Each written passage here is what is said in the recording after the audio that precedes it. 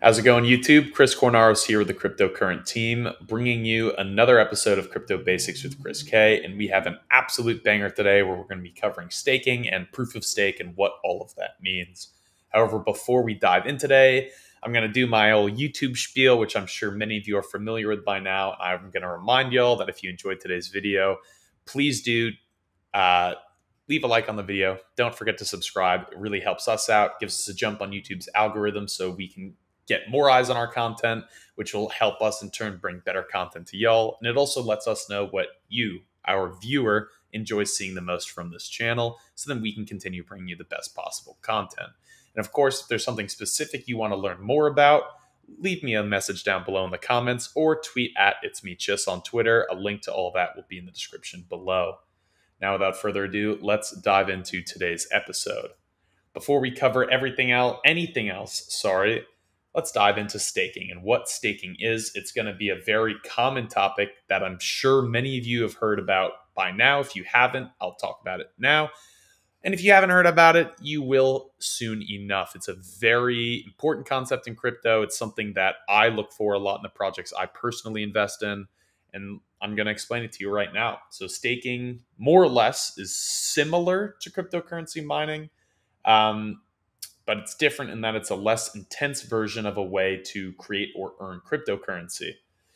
Essentially, it's the act of placing your currency in a locked account with the promise of receiving rewards.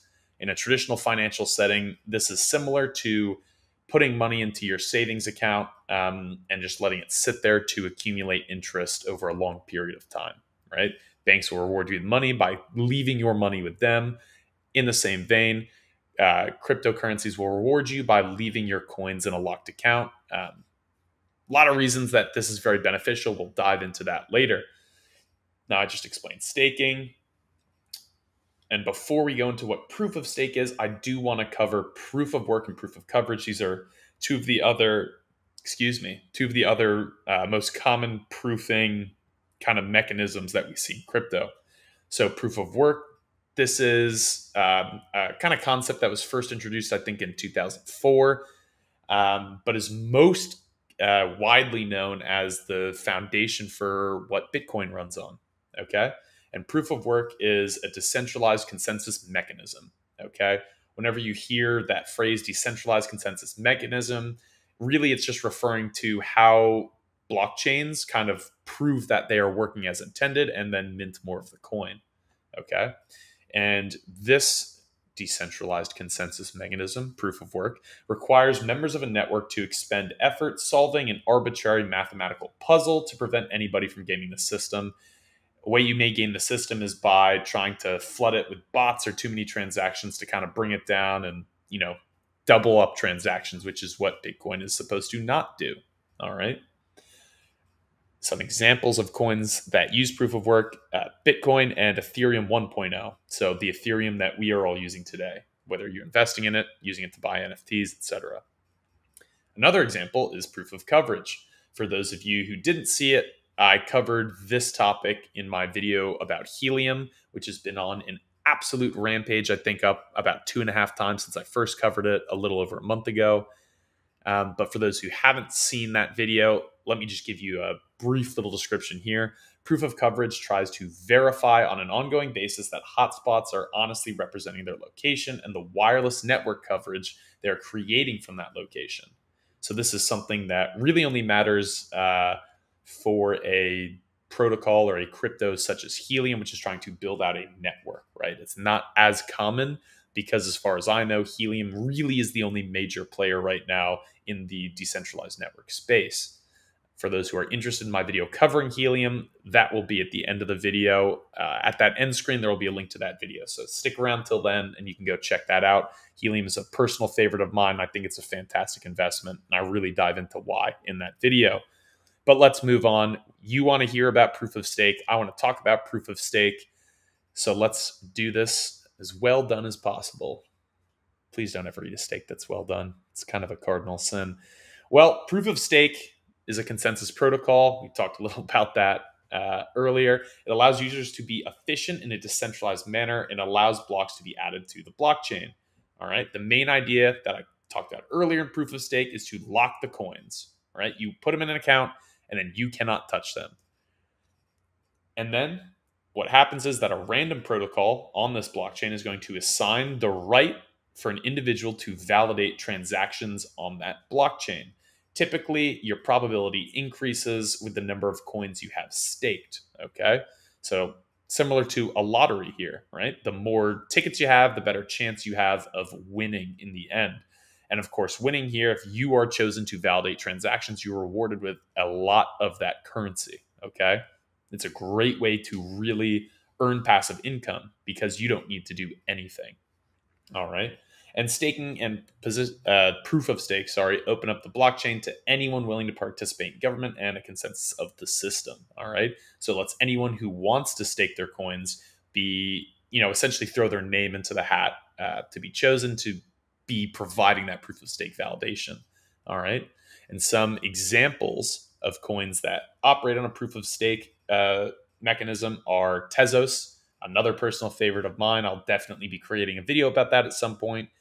Ethereum 2.0. So this is the Ethereum upgrade. It's a hard fork that will essentially replace the Ethereum we currently know. And the target date for that is going to be sometime spring of 2022, although we really don't know. Okay. And then finally, Cardano, which trades under ADA. Another fantastic project. Steve, who's a member of the cryptocurrent team, loves Cardano, could rave about it all day long till the cows come home, similar to me with Helium. All right. But alongside proof of stake, there's something else, and this is called delegated proof of stake. It's a consensus algorithm that through which users can vote for delegates. These users must hold the blockchain's coin to vote. Think of delegates here similar to the way the U.S. government system works, where you have, essentially electoral votes, right? Your elected officials have a vote; they cast that towards choosing the president. Similar idea, right? Delegated proof of stake, essentially the users are choosing certain delegates that they want to trust with the future direction of this blockchain. And they're the ones who can, kind of guide it in that way. However, and this is where it gets really interesting, is that even if these, validators, right, the delegates, if they choose to do something, it won't pass until all the users form a consensus and either agree or disagree with the direction the delegate wants to take things. All right. And essentially every coin holder in proof of stake, whether it's proof of stake or delegated proof of stake, is contributing to the decision-making process by staking their coins in general. All right. But on the other hand, only elected delegates can participate in the delegated proof of stake. So a little different, right? And I'll go more into the differences later when we kind of wrap things up. But I do want to talk about something before we start to wind things down here, and that is what a blockchain consensus protocol is. So for those who don't know, blockchain networks are not centralized, okay? That's the, crypto in general. It's widely touted as a decentralized industry because of, consensus voting, all that. There's no central company deciding where these projects are going to go. It's up to the users, the people actually participating, that are going to decide that. The network must ensure that all nodes are in harmony because of this and must agree on which transactions are valid or not. And the set of rules that make up this general agreement is what a blockchain consensus protocol is. Essentially, it's just the longer form term for how a blockchain functions.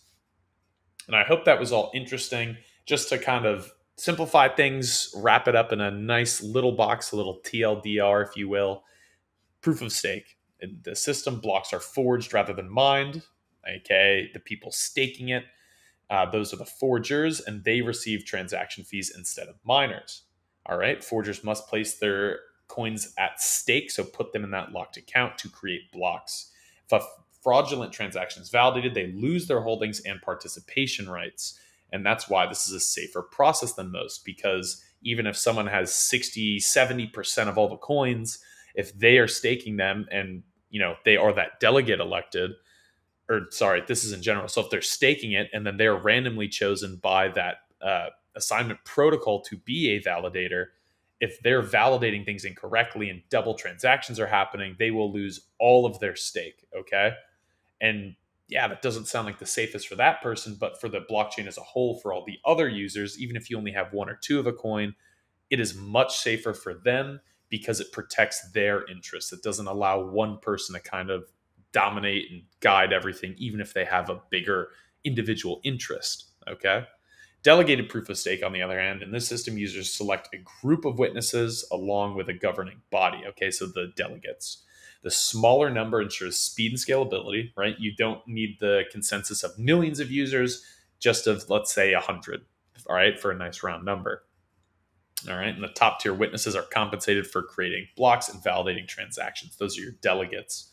These elected delegates govern the blockchain, suggesting changes when necessary. However, this does not mean the users don't have a say. Like I was saying earlier, with delegated proof of stake, even if the delegates propose minor changes or major changes, unless the users themselves form a consensus and vote yes, that change will not go into effect.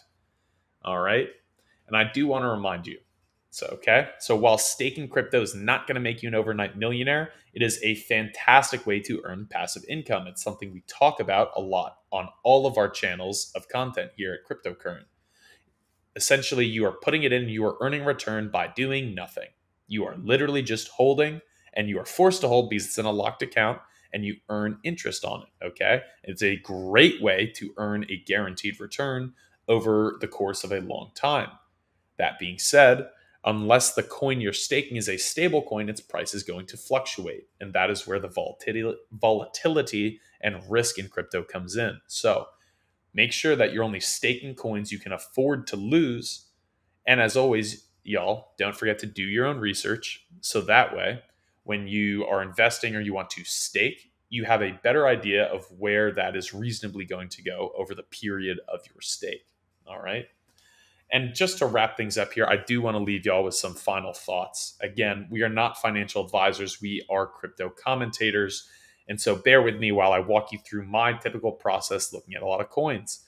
And a lot of coins that I personally love, Tezos being a prime example. USD coin is my favorite stable coin. I love crypto.com coin. Those are just a few. The reason I like those so much is because they're very easy to stake. Tezos, I stake with Coinbase, so I just buy it and I don't do anything. And I earn a 4.6% APY. So I get 4.6% of my value in Tezos back every year. Okay, and that's compounding. It's great. It's absurd, by the way. That's about 46 times the average return you would get than just leaving your money in a traditional savings account where the APY is only about 0.1%. With USD coin, crypto.com coin, I stake those in the crypto.com app. I'm not shilling here. This is not sponsored content. I just like it. Okay. I think it's a very easy to use platform. You've seen it everywhere, I'm sure, by now, and I'll be covering it in another video. But I can earn a 10% APY by staking my USD coin with crypto.com. Now, there are different tiers, and you can learn more about that by going to their website, crypto.com. However, that is 100 times above the typical, savings account return rate. If you were to say go to Chase Bank and give them money in a savings account, that is 100 times the return. And the great thing is USD coin's price won't change because it is a stable coin. It is backed almost 1-to-1 in terms of assets to keep that value always at 1. All right. And the reason I'm telling you all this is because we are still in a bull cycle, right? It's been long. We saw kind of a mini bear cycle within the overall this summer from about May to late May to late August. We saw pretty much every project pull back in a big way. And then it shot back up to where we are now, right? With Bitcoin approaching 70,000, Ethereum approaching 5,000, etc.